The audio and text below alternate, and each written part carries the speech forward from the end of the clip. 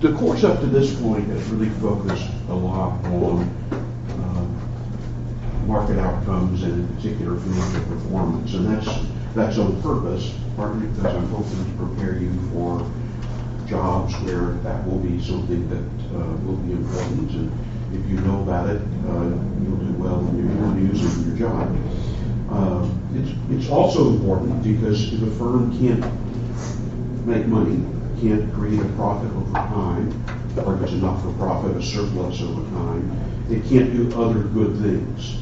And I'm a big believer in corporations and other organizations doing really good things once they are financially secure. And it's certainly important for firms to think in terms of their broader societal role beyond just making money. But if you don't make money, you don't do many other things. One of the big differences between the Rhine model of capitalism that we talked a little bit about in an earlier class and the American model is that in the Rhine model there is a view that corporations, businesses in general, have an obligation to the broader society, not just to their shareholders, their owners, but beyond that to employees, to society as a whole. And that's what I want to focus on today. And I call this measurement beyond the firm, but it's still a measurement issue, because this issue still becomes one of how do we decide that a firm is doing well or doing good in society? There are a number of efforts to have firms do more reporting about how they're affecting society as a whole. One of those you may have heard about in maybe your accounting class is triple bottom line reporting, where the focus is not only on profits, but also on people and planet. People here being yes customers, but also employees and other stakeholders, suppliers, distributors, and planet being related more to sustainability of the environment. Jack Welch said that there are only 3 measures that tell you nearly everything you need to know about your organization's overall performance. He says employee engagement or satisfaction, customer satisfaction, and cash flow. And I'm a big believer in that, although I think there's some broader dimensions beyond just those. But very effective CEOs certainly pay attention to cash flow. That's why we spend a lot of time in this class talking about cash flow. But cash flow arises from customer satisfaction and loyalty. And if you don't have employees engaged, it's really hard to deliver that value to the customer. Another effort to do the same thing is something called integrated reporting, an organization out of the UK that says we ought to be reporting on a whole variety of things. First of all, financial capital. Again, money matters, cash flow matters. What are the resources that are available to the firm? But there are a whole host of other things that are important to measure as well. The manufactured capital. Firms often create physical objects. How well are they caring for those physical objects? Whether it's buildings, equipment, could be inventions of various sorts. Human capital, people's skills and experience. How well is the firm dealing with people? And in particular, to what degree is the firm really motivating individuals in the organization to help innovate and improve the organization? There's intellectual capital. That's all about the intangibles that we've talked about. That could be patents, it could be copyrights, it could be brands, it could be customer loyalty, it could be relationships with customers, relationships with distributors. There's natural capital. How well is the firm dealing with natural resources? This includes pretty much everything around us: water, land, minerals, forests, biodiversity, general health, and so forth. And finally, there's social capital. The extent to which the firm contributes to ongoing positive relationships within a community that enhances people's well-being. Most firms, if you look at their annual reports, will do a lot about cash flow in their reports. They'll talk a little bit about the manufactured capital, because those are tangible assets often. They may have something to say about intellectual capital, the intangible assets. And the more progressive firms may have something to say about natural capital, although it typically is pretty limited. And they may say something about contribution to the community, but again, it's usually pretty limited.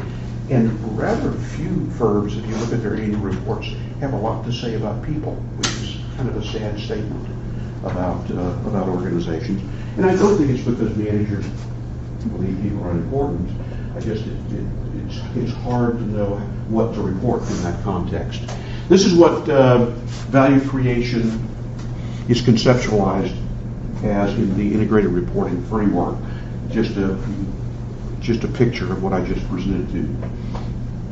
The problem with going beyond cash flow is it's not clear what to measure.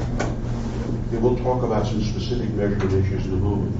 But cash flow is relatively easy to measure. Yeah, there's some issues of going from particular activities to what the ultimate cash flow may be, but ultimately there's really no question about what cash flow represents. It's a hard measure, which by the way is the reason that managers pay a lot of attention to it. It's been said that we pay attention to what's measured, and that's true. If something is not measured, it's not brought to our attention, typically we don't pay a lot of attention to it. So cash flow is a really easy measure relative to other measures of how the firm is performing.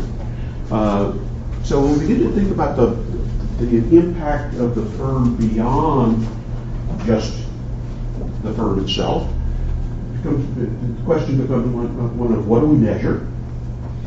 And even if we can measure it, how do we make trade-offs? One of the advantages of using cash flow as a measure of outcomes of management decisions is I can take two different potential decisions, look at their outcomes, and compare cash flow. And I can select the one that has the higher cash flow. That's an easy decision. But what do I do if I find myself in a situation where I'm trying to trade off whether I retain people in a plant that's now obsolete, or I invest in a biodiversity project? How do I equate those two? And those are decisions that firms have to make. They make those decisions all the time. They tend to be very subjective. You can't easily convert those to cash flow. So now the question becomes one of how do you make that kind of trade-off? How do you monetize that? In the political debate, we've had a lot of discussion of closing the coal industry. Okay, we're going to put several tens of thousands of people out of work, perhaps permanently. Certainly there's no plan for where they're going to go work now. So the question becomes one of how do you monetize those costs and benefits? How do you figure out what the value of reducing pollution a bit if you close the coal industry? And how do you compare that to the loss of jobs by tens of thousands of people? That's the dilemma that we run into. And there's not really a right answer here. There's probably a mid ground somewhere. We probably don't have to close the coal industry completely immediately. It's going to go away anyway. It's inefficient relative to other sources of energy. But in the short term, we might be able to preserve jobs. And then, of course, there's the issue of accounting for time. How do we account for time when we're dealing with things like human capital, jobs, education? How do we account for time when we're dealing with things like preservation of a rainforest? Over what time frame? And then again, how do we put that in the context of making decisions relative to all kinds of other trade-offs?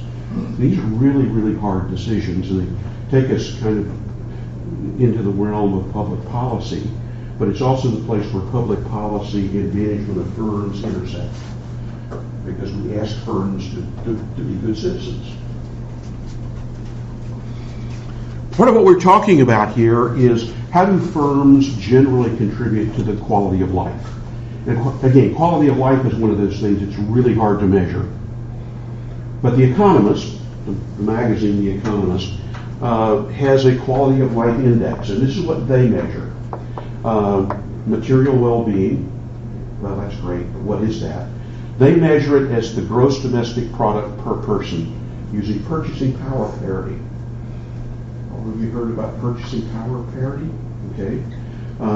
But that's the measure that they use for material well-being. You can argue with it, but it is a measure. Life expectancy at birth in years. Again, pretty straightforward measure. By the way, it's going down in the U.S., believe it or not. Quality of family life. Well, that's a really big issue, but the way The Economist measures it is based on divorce rate per thousand in the population. Again, it's a very straightforward measure. You can argue with it, but it is a measure. The state of political freedom, a variety of metrics they use here, but they all revolve around the ability of people to participate in government, elect officials, and so forth. Job security is based on the unemployment rate, percent. Climate, average deviation of minimum and maximum monthly temperature from 14 degrees centigrade and the number of months with less than 30 millimeters of rainfall. Again, you can argue with that as a measure of climate, but it's a very specific measure. By the way, why 14 degrees centigrade?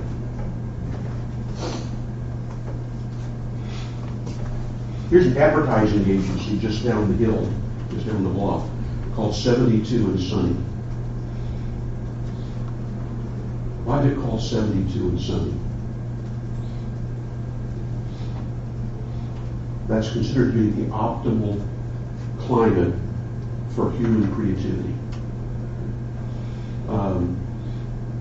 It's not because they're in California, although that describes California a lot. But what's been selected here as a measure is something that is consistent with what we understand about kind of optimal conditions for human productivity. Personal physical security, based on recorded homicide rates and ratings for risk for crime and terrorism.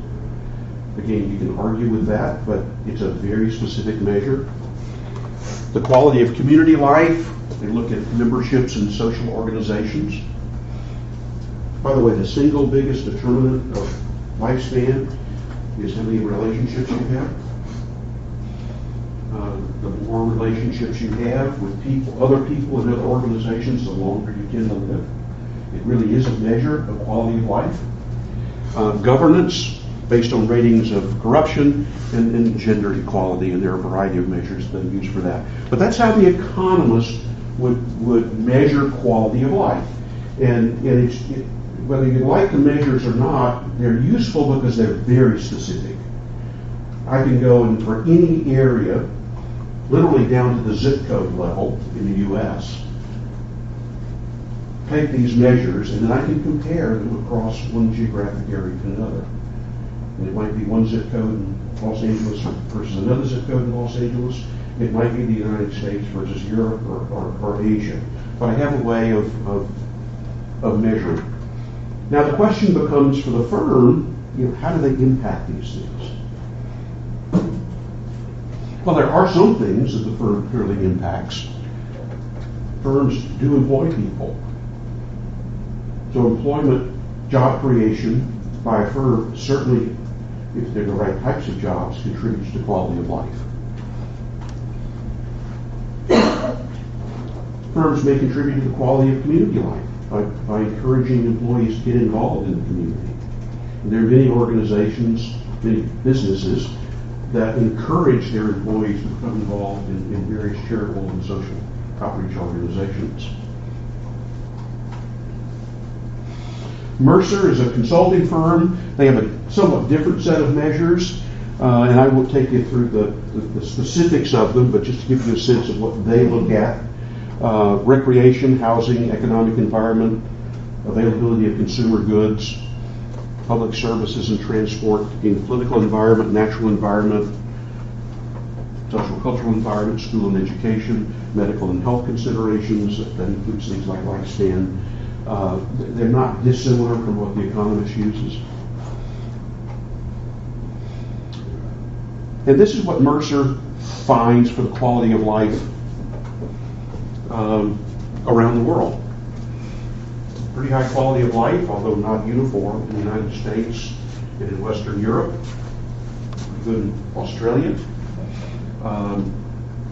Not so good in South America, not so good in parts of Asia, certainly not so good in Africa. In fact, one of the problems in Africa is we often can't even get these measures.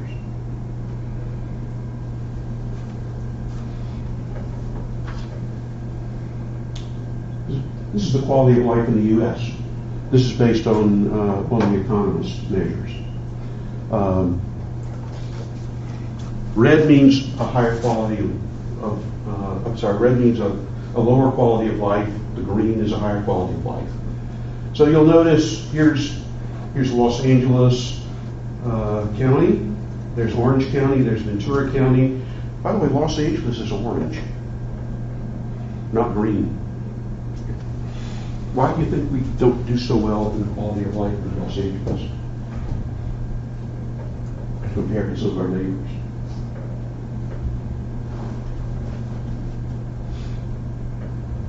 We have a very large homeless population.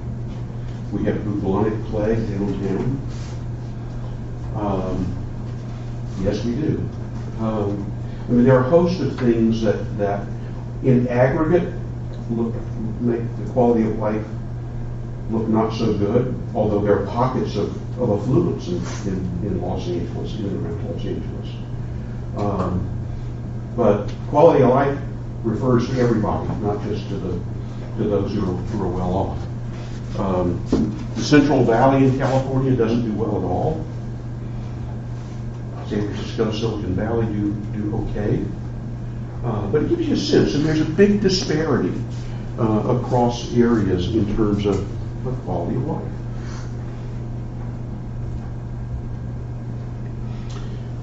So one of the issues that arises in thinking about the management of a firm and also the management more generally of an economy is how you develop a firm and an economy to contribute to economic development. And there's a whole area, especially in marketing, around marketing of places, marketing of communities, marketing of cities, that focuses on how one creates incentives for people to live, work, locate there, for businesses to live, work, locate there.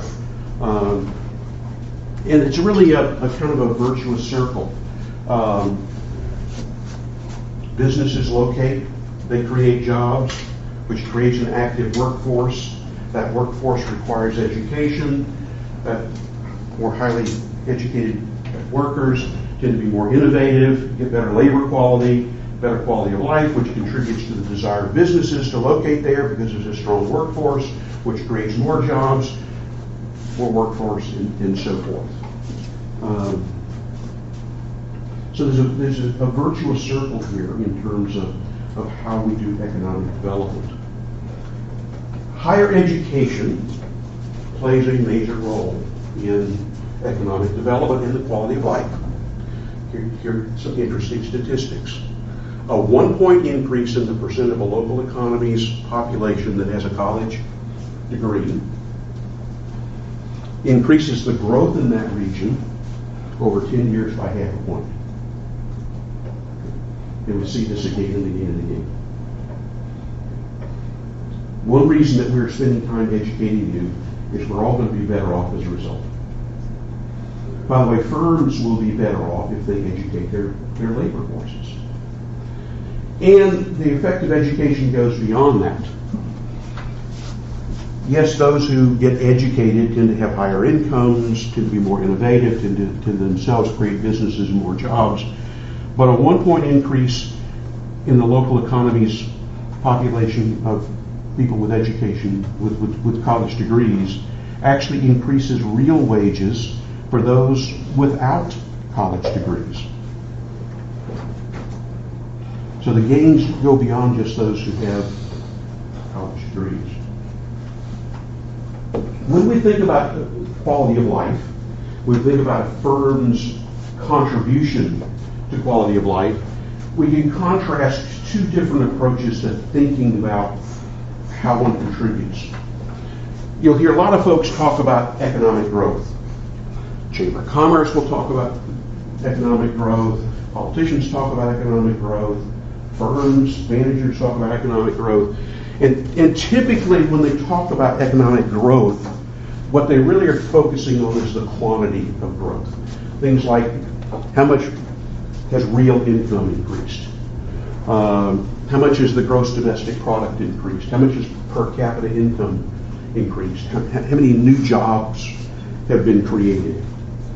All of which are interesting and useful metrics. The problem is that they don't focus on the quality of those things. When people talk about economic development, that is really improving the quality of life of employees in an organization and people in a community, there's a set of measures that really tell us more about the quality of life. Literacy rates. How many people can actually read and write? By the way, it's startling the number of people in the U.S. who can't really read and write. Life expectancy, how long will people live? Is that going up or down? Poverty rates.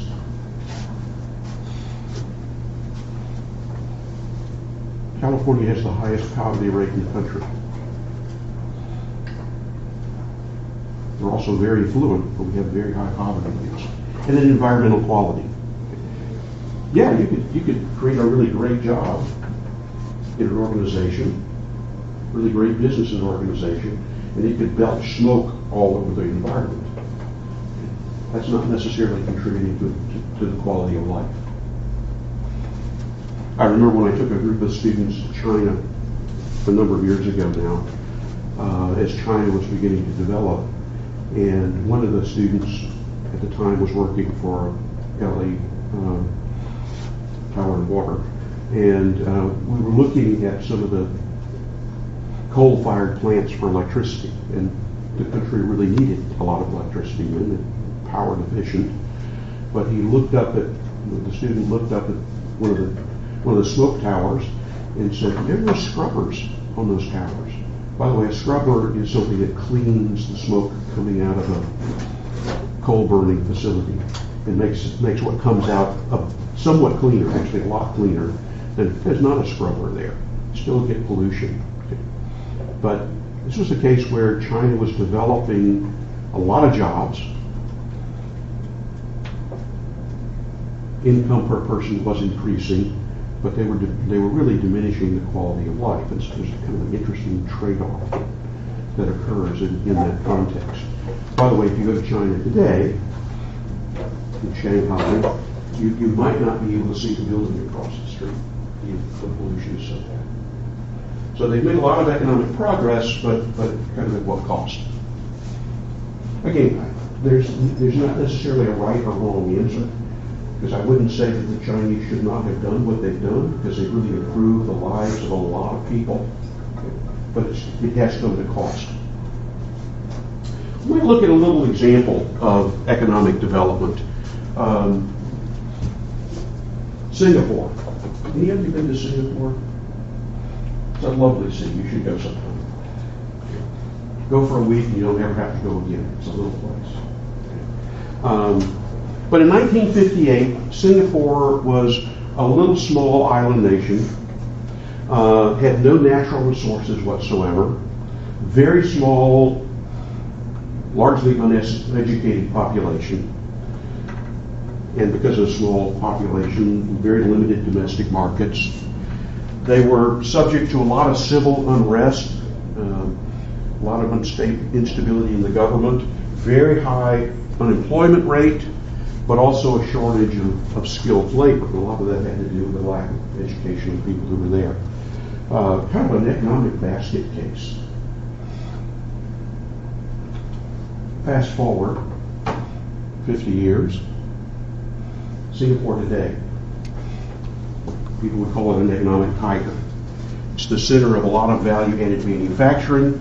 It's the fourth largest center for international currency exchange. It's a big center for tourism. It's become a major center for medical care and for education. Since 1965, its economy has been growing at 9% annually. You know, we look at China and say 8% is really great. That's China's average growth rate over the last 30 or 40 years. Singapore's been growing faster than that. They have an unemployment rate of under 2%, and their per capita gross domestic product is 17th in the world. In fact, put that in purchase parity, it's actually higher than that. So what happened in the 40-some years to change what was an economic basket case into one of the most successful economies in the world? Well, first of all, they decided they wanted to be different. They simply decided that they didn't want to be the type of island nation that they were. They needed to change something.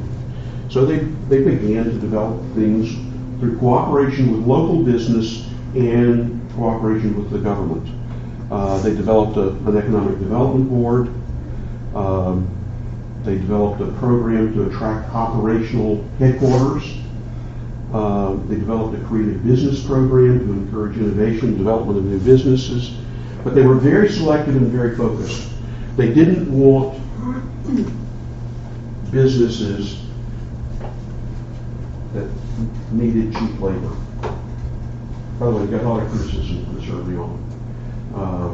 They could look around the rest of Asia and see economies like, at least at the time, Korea, Japan, more recently China, growing because they became the center for manufacturing using cheap labor, certainly cheap relative to the U.S. and Europe. Singapore said, we do not want that. Quality of life revolves around high-paying jobs, not low-paying jobs. So they got very selective and very focused and turned down a lot of opportunities. They made a lot of strategic use of economic incentives. They basically bought high-wage jobs with tax incentives, with other types of incentives. They started importing a lot of raw materials, imported a lot of labor. Immigration was a major part of this story. A lot of capital, and they really began working on educating their labor force. They sunk a ton of money into higher education and other forms of education as well. Singapore today is one of the most educated countries in the world. And by the way, that's one reason why firms now will go locate there. If you're an investment bank, international investment bank, you need an educated labor force. If you're a high-tech company manufacturing integrated circuits, you need highly educated people with degrees in engineering, people with degrees in business. If you are a healthcare center, you need people trained in healthcare, physicians, nurses, and so forth. Indeed, Singapore actually pioneered the concept of medical tourism. Aware of what medical tourism is? Medical tourism is basically, we have medical facilities, come and get your medical treatment here because it's very good, high quality, but it's relatively inexpensive. And they attracted a lot of people from the Mideast, from India, from China, basically places where the quality of care wasn't as great. It's useful to compare Singapore to its neighbor, Malaysia. Singapore is a world-class economy. Malaysia is still considered a developing economy. Singapore suffered a shortage of land. It's a little bitty place. Okay? Malaysia has lots of land. Singapore had a relatively small labor force. The population is a couple of million people. Malaysia has a huge labor force. They're just not very educated. Singapore has a high-cost, highly educated labor force. Malaysia has focused on a low-cost labor force. And Singapore has focused on high-value-added industries and services, where Malaysia has focused on low-value-added industries. And we can see after 40 years of kind of an experiment, which strategy seemed to work best. By the way, businesses played a major role in making this happen, because they came to recognize the value of an educated workforce. So, we'll bring this closer to home. What state is the home of the largest number of Fortune 500 headquarters? What state in the U.S.? Anybody know? Anybody want to guess? Yeah. I'd say they're like California or New York. Those are good guesses, and one time that was true. But it's Texas. Texas has more corporate headquarters than any other state in the Union. And there's some reasons for that. Again, it goes back to the philosophy of economic development. By the way, Toyota, which used to be a big employer in Southern California, just moved, just went away. I used to have Matt Gonzalez, who was the director of strategic planning at Toyota, come and talk to my classes. And he did that up until a couple of years ago, and now he's in Plano, Texas. So it's be a difficult track for him to come here. By the way, he was actually put in charge of making the move. That was a 5-year assignment of his, was to make the move successful. Why? Well, Texas is home of 58 of the Fortune 500. New York has 55. California has 52. The difference is that firms are moving into Texas and are moving out of New York and California. Just to give you a sense. And again, why? Affordability, housing, low taxes, cost of living, but also back to a critical mass of highly educated people in the labor force and the availability of a lot of support services. Texas wasn't always that way. Much like Singapore did in the 60s, Texas in the 80s decided to spend money on economic development, on infrastructure, on training, a lot of money on education.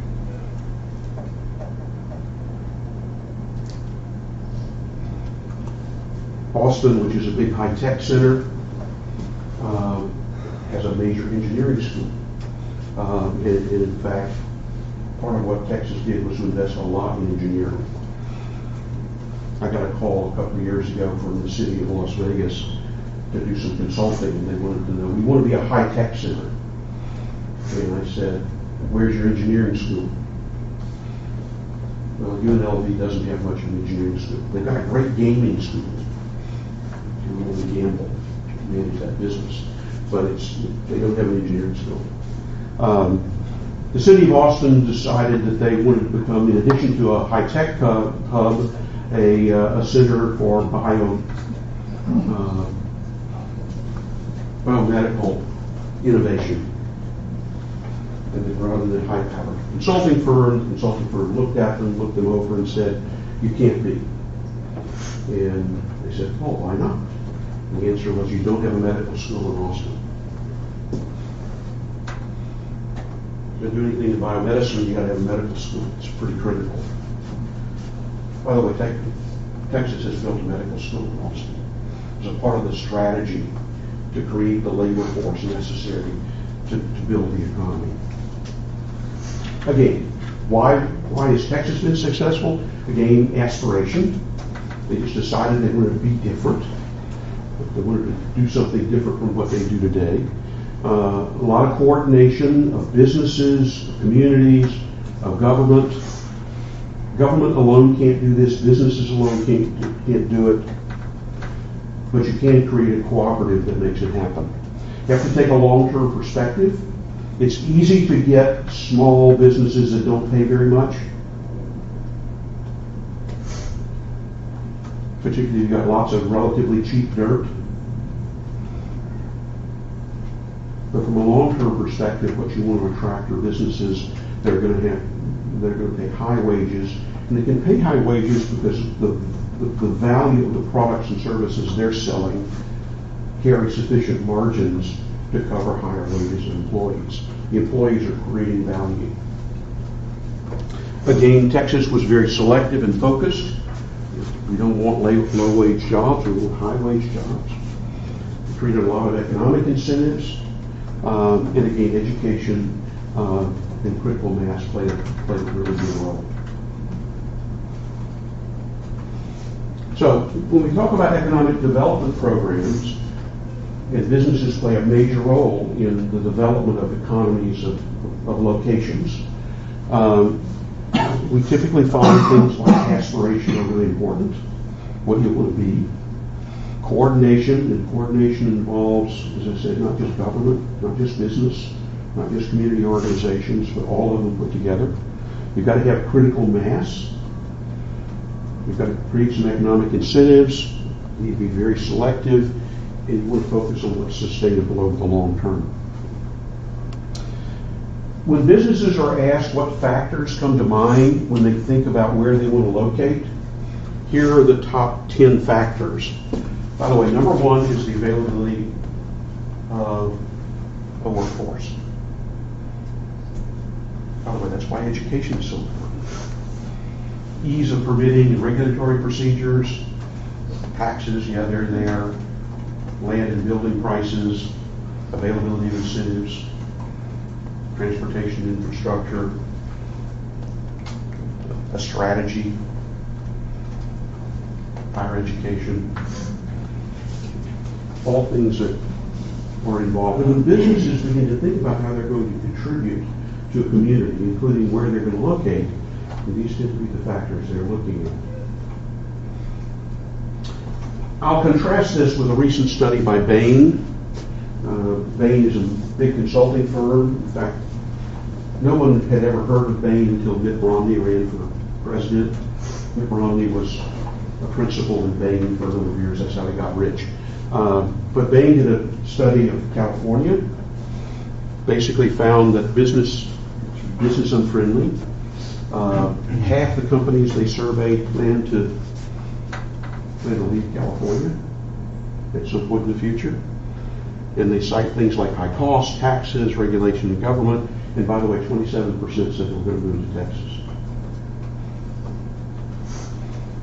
By the way, I live in California, I like California, but I don't like those data. So where does marketing fit into all of this? I mean, first of all, as I indicated, there's a whole subfield of marketing that really is focused on the marketing of locations. The marketing of locations for businesses, the marketing of locations for recreation. And that type of marketing gets involved often in trying to attract businesses to a local area, attract employees to a local area, attract tourists to a local area.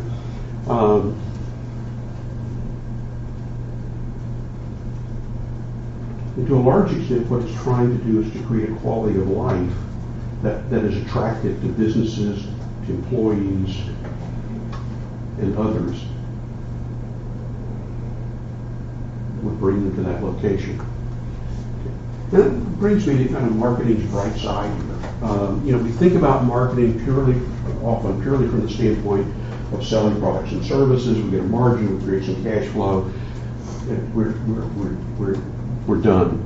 The reality is that marketing has a much broader contribution. As I indicated earlier in the course, marketing arose to solve a major social problem, and that was how to get goods and services from one location to the next as people left the farm and moved to urban centers. But marketing does a whole host of other things. You know, the supply side of marketing, of selling products to people, is it helps us create jobs. Somebody has to manufacture those products. Somebody has to sell those and advertise those products. Somebody has to deliver the services. So as we innovate, we create demand for products and services, we're also creating jobs. One of the innovations of Henry Ford, for which he was much criticized by his fellow CEOs, was he actually raised wages for his assembly line workers. The reason he did that was he said, my assembly line workers have to make enough money to buy the car they're producing. Again, a virtuous cycle between what's being sold and what people are being paid and quality of life in general. So just as a way of kind of closing out the discussion, we might talk a little about marketing's Brightside. I mentioned job creation. I'll say a little more about that. We certainly do a lot in terms of efficient management of supply and demand. We facilitate a lot of innovation. We influence a lot of behavior, I think, for the good. And we do contribute to the general quality of life. As I said, job creation, we create demand. That demand has to be met in some way. That usually involves a job somewhere. Yes, we can automate some things, but people get involved somewhere.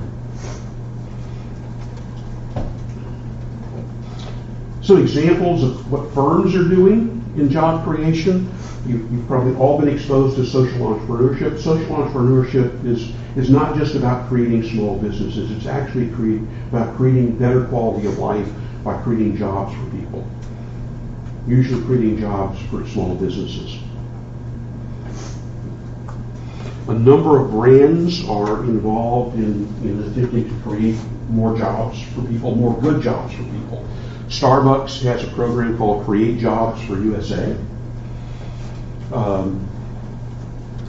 Specifically intended not just to create jobs at Starbucks, but to invest in education and training for people that will give them skills that allow them to meet the demand. By the way, we have a big problem in the U.S. We don't have a sufficiently large educated labor force. There's a really extreme shortage of skilled labor in the United States.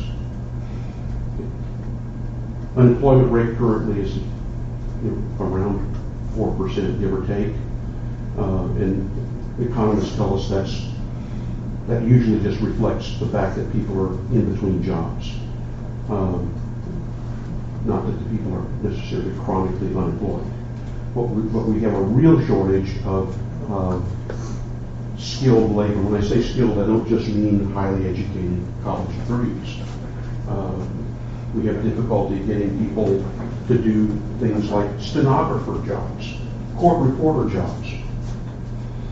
In Los Angeles, if you want to make a lot of money in Los Angeles, become a court reporter. There's such a shortage of court reporters in Los Angeles. And court reporters are the people who sit there while people testify and just record what they do. There's such a shortage of them that they're now paying a $500 per day in bonus in addition to a pretty good hourly wage for that skill. It doesn't require college education. You have to type fairly well. Plumbers. You have difficulty finding plumbers. By the way, if you've hired a plumber recently, they make really good money. But we have real shortages. So there's demand out there. There are customers out there. We need to create jobs, create the skill sets for those jobs. I mentioned managing supply and demand. That's kind of what we do in marketing, is manage supply and demand. One area where marketers are beginning to make an impact is in healthcare. Healthcare in the U.S. is broken.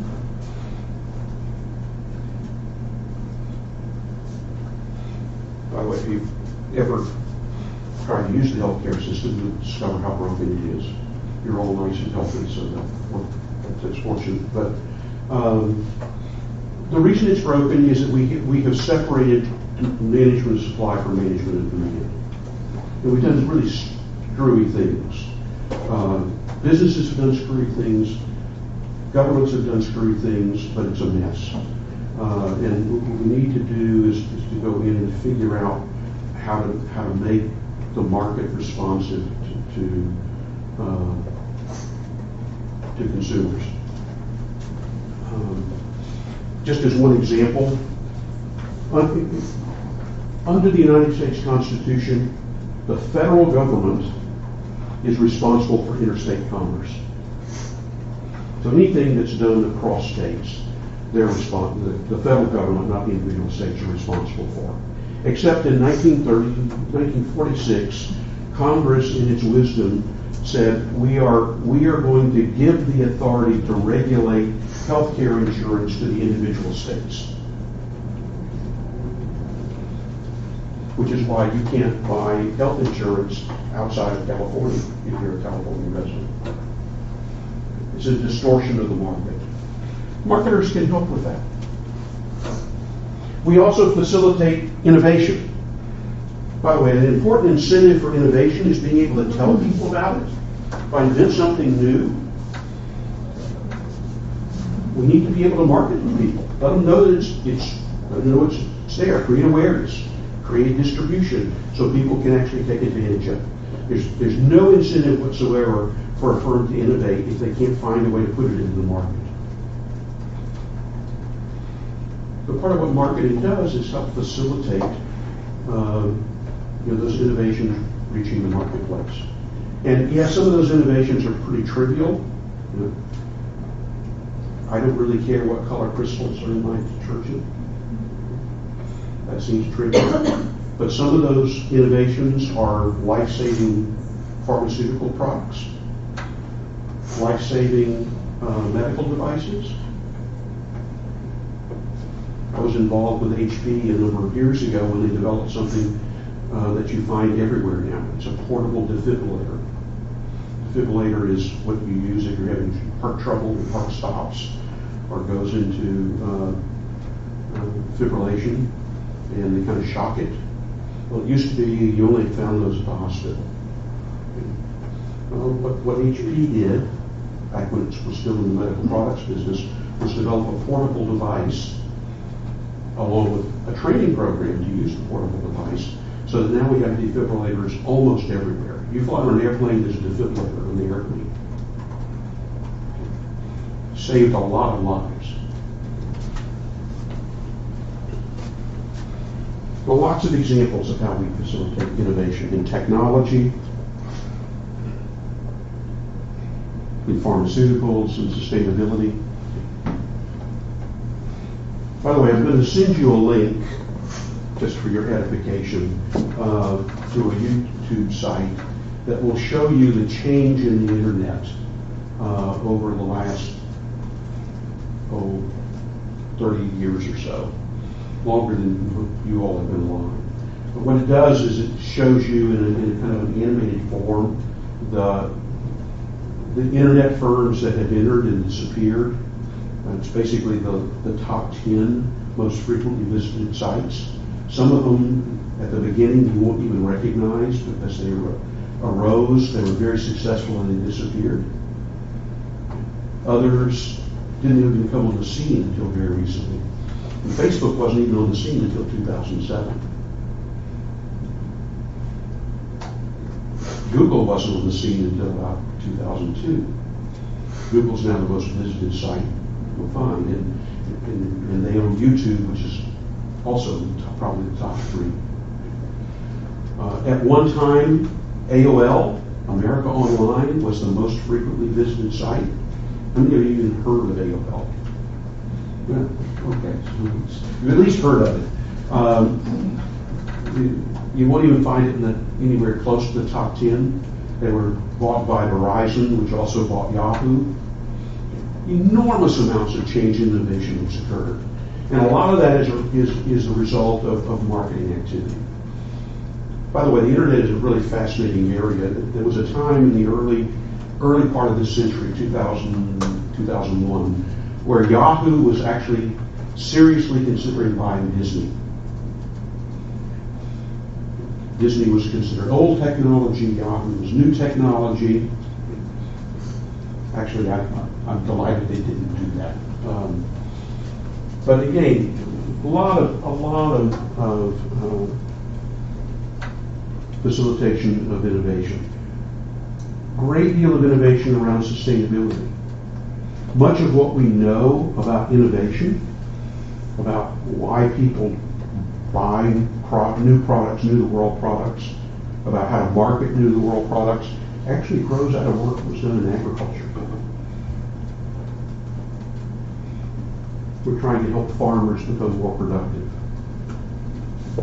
And we do a great deal as marketers in influencing behavior. And we think about most of that influence being get people to buy products that maybe they don't really need. But in fact, we do a lot of really important things. We do a lot of things around financial planning. A lot of activity, both in businesses and in government and in communities, revolves around helping people to become more financially literate, prepare better for financial emergencies, prepare for retirement. And particularly when we move into developing nations, one of the problems that often gets in the way of developing businesses in those nations is a lack of understanding of just basic finance. So I have a former student who's now at London Business School who's working in Ghana currently, and they're working with small businesses on microloans. Basically, they're small loans to help small businesses survive. And they discovered they had a problem.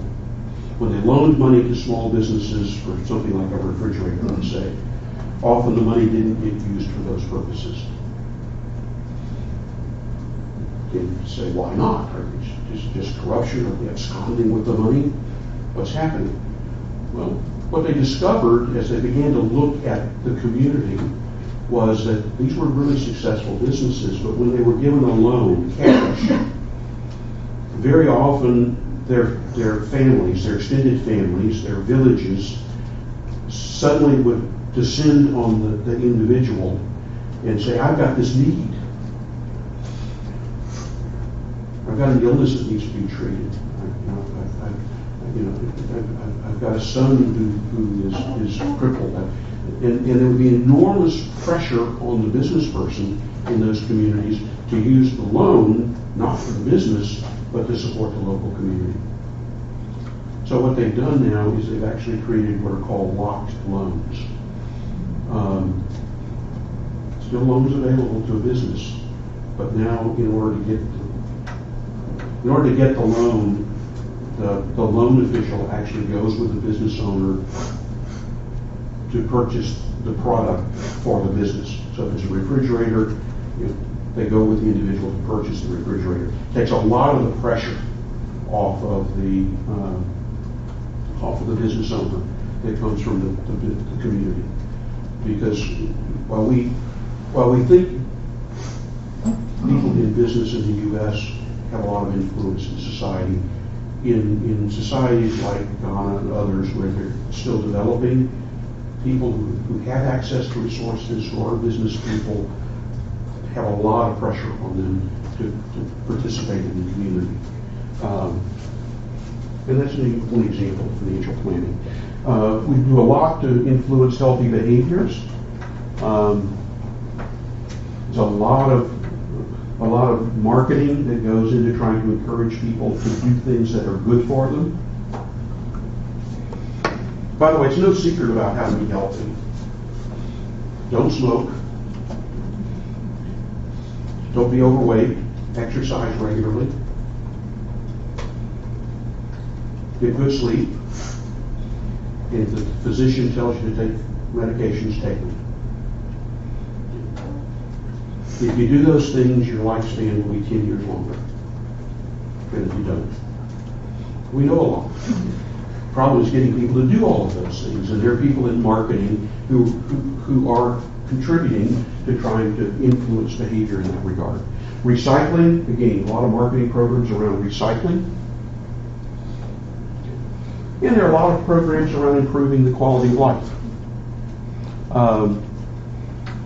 Strawberry Frog, which was an advertising agency, developed a program for what they called the girl epidemic. By the way, it's now been taken over by Glamour magazine. The girl epidemic was a focus on the mistreatment of girls, women too, but mostly girls, in various parts of the world. And they developed a whole variety of programs to help develop and educate women. By the way, in developing nations, the single most important thing you can do to raise the quality of life is to educate women. There's a program called Connect to Compete, which has been developed by some of the high-tech companies, which is designed to create digital literacy in a whole variety of less developed areas, including the United States. The Florida Family Policy Council has developed a program to encourage marriages.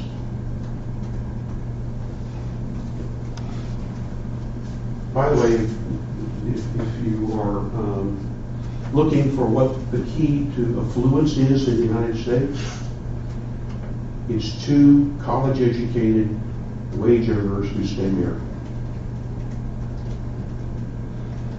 That's my pitch for marriage. It's not about love, it's about economics. The Center for Disease Control has a whole program focused on well-being. The idea here is to help people feel better about themselves. Yeah, part of that is being healthy, but a part of it as well is how do you feel about yourself? Do you feel empowered? Do you feel a part of the community? Because those are important parts of quality of life. So what I've tried to do in a very brief time frame is to give you a sense that marketing is really beyond just cash flow. Cash flow is important. But once we've generated sustainable cash flow over time, there are lots of other places where we in marketing can contribute. Firms contribute, government organizations contribute, communities contribute, and marketing plays a role in all of those things. So as you think about your own career, you might want to think about, do you want to be a marketer in a business, which can be fun and creative and innovative and richly rewarding, or perhaps you want to do something that's more focused on quality of life and social welfare. There are opportunities in marketing to do that as well. People have a really good time marketing communities, inviting prospective businesses to visit, and making the pitches to why those businesses should be located in the community. So it's a really interesting area, and it all comes back then to the contribution of marketing and business more generally beyond just the individual firm or business to the larger society, the larger community. And it gives us things to report that the triple bottom line folks are concerned about, that the integrated reporting folks are concerned about. But ultimately, at the end of the day, those activities need to be documented, measured, and justified in terms of the resources that they consume relative to all the other ways we could use resources. Because there are many, many things that need to be done that we can't do all at once with resources that are currently available. On that note, I'm going to stop.